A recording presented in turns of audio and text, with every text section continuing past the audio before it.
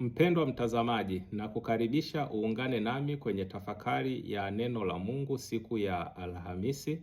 Injili ambayo inatuongoza kwenye tafakari yetu ya leo inatoka kwa mwinjili Mathayo sura ya 17 aya ya 1 hadi ya 9. Leo kanisa linaadhimisha sikukuu kubwa ya kung'ara sura kwa Bwana wetu Yesu Kristo. Tukio hili lilitokea juu ya mlima Tabo na ni moja ya matukio makubwa sana katika maisha ya Bwana wetu Yesu Kristo yaliyotokea mlimani au aliyoyafanya akiwa juu ya mlima. Kwa namna ya pekee tunaweza kuona milima mitatu muhimu katika maisha na utume wa Bwana wetu Yesu Kristo. Mlima wa kwanza ni ule wa Heri 8 ambapo hapa Bwana wetu Yesu Kristo alitoa mafundisho yake makubwa yaliyorekodiwa na mwinjili Mathayo kuanzia sura ya 5 hadi sura ya 7. Hapa Bwana wetu Yesu Kristo anatupatia katiba ya maisha ya Kikristo. Anatupa mwongozo kwamba Mkristo aishi namna gani ili aweze kuurithi uzima wa milele. Na mlima wa pili ni mlima wa Tabo ambao tunauadhimisha hii leo.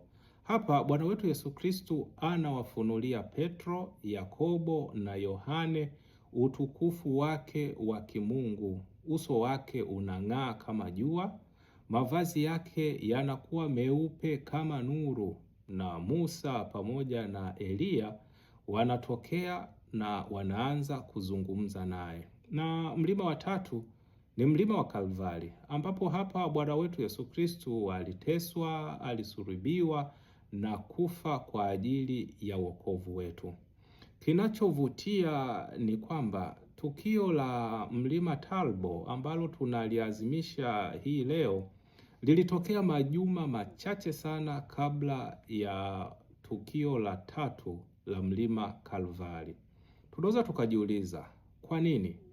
Kwa nini ulianza mlima Tabo na baadaye ukaenda kwenye mlima Kalvari? Jibu ni rahisi, kwa sababu Bwana wetu Yesu Kristo alijua vizuri kile kinachokuja mbeleni.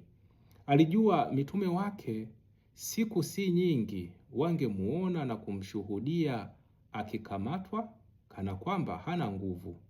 Wangemuona anadharauliwa, anapigwa na anavikwa taji la miiba kichwani na hatimaye anakufa kifo cha aibu msalabani. Matukio haya kibinadamu yangeweza kuvunja imani ya mitume.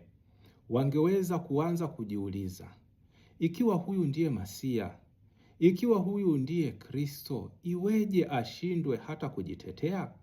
Mbona hana nguvu? Mbona anakamatwa kizembe na hakuna mtu yoyote anayemtetea? Kweli huyu ni mwana wa Mungu? Ndio maana Bwana wetu Yesu Kristo aliamua kuwachukua hawa mitume watatu na akawapandisha juu ya mlima Tabo. Kabla hawajaona aibu ya msalaba, Bwana wetu Yesu Kristo anaamua kuwaonyesha utukufu wake.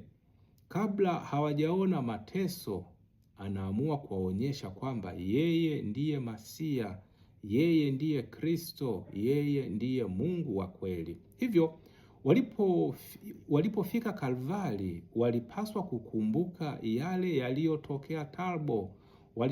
Walitakiwa wakumbuke kile ambacho walikiona majuma machache huko mlimani Tabo. Walipaswa kujua kwamba mateso ya Kristo hayakuwa kwa sababu hana nguvu, sio kwa sababu ameshindwa, bali mateso ya Kristo yalikuwa ni sehemu ya mpango wa Mwenyezi Mungu wa kumkomboa mwanadamu. Ndio maana katika tukio hili tunaona Musa na Eliya wanaonekana wakizungumza na Bwana wetu Yesu Kristo. Musa, kama tunavyofahamu, yeye aliwakilisha sheria na Eliya yeye aliwakilisha manabii. Kwa hiyo tukio hili linamaanisha kwamba Kristo ndiye utimilifu wa sheria na manabii. Kile ambacho sheria ya Musa ilisisitiza, kile ambacho manabii walifundisha na kutabiri, utimilifu wake ni Kristo.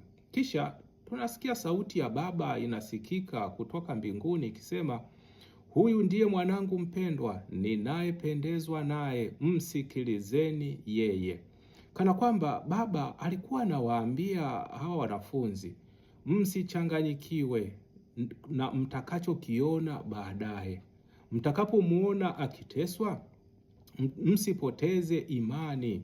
Haya yote yako ndani ya mpango wangu wa wokovu. Ndugu zangu, huu ndio ujumbe muhimu kwetu siku ya leo. Mungu hutenda vivyo hivyo katika maisha yetu.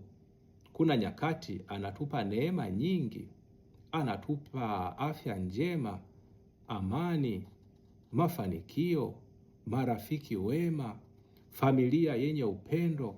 Tukisali sala zinajibiwa na tunapata baraka nyingi kutoka kwa Mwenyezi Mungu. Hizi ni nyakati za tabo, nyakati za utukufu, nyakati za kuona makuu ya Mwenyezi Mungu katika maisha yetu. Na nyakati hizi si kwamba zitabaki maisha yetu yote. Mungu huruhusu tupitie vipindi hivi vya neema ili tuimarike katika imani. Siku zitakapofika za majaribu, za magonjwa, za huzuni, za kushindwa na kukataliwa, tutambue jinsi Mungu alivyokuwa mwaminifu kipindi cha zamani, kipindi tuko tabo. Pale ambapo utakuwa unapitia Kalvari, basi kumbuka tabo yako. Kumbuka vile Mungu alikuwa mwaminifu kwako. Kumbuka zile neema ambazo Mwenyezi Mungu alikuwa anakukirimia. Tukumbuke mlima wetu wa tabo ili tusikate tamaa tunapopitia Kalvari. Lakini pia tunapaswa kutambua kwamba tunapokuwa katika kipindi cha baraka, tusijisahau, tusifikiri neema hizo ni kwa ajili yetu peke yetu. Wapo wengi wanaopita Kalvari katika maisha yao. Hivyo Mungu anatubariki ili nasi tuwe baraka kwa wengine. Tuwafariji waliokata tamaa, tuwainue walioanguka, tuwasaidie wahitaji na kuwaongoza watu kwa Kristo. Tusiwe kama Petro. Yeye alitamani kubaki hapo na kutaka kujenga vibanda vitatu. Anawasahau wenzake, anasahau kushuka chini kwenda kutoa huduma. Leo Yesu anatukumbusha kwamba baada ya tabo kuna Kalvari, lakini baada ya Kalvari kuna utukufu na ufufuko. Hivyo tusikate tamaa tunapopita katika kipindi kigumu. Ikiwa leo upo Kalvari, kumbuka kwamba Mungu tayari amekuonyesha tabo katika maisha yako na bado anakutayarishia utukufu mkubwa zaidi. Endelea kubaki mwaminifu kwa Mwenyezi Mungu. Kubariki na kukulinda Mungu Mwenyezi, Baba na Mwana na Roho Mtakatifu. Amina.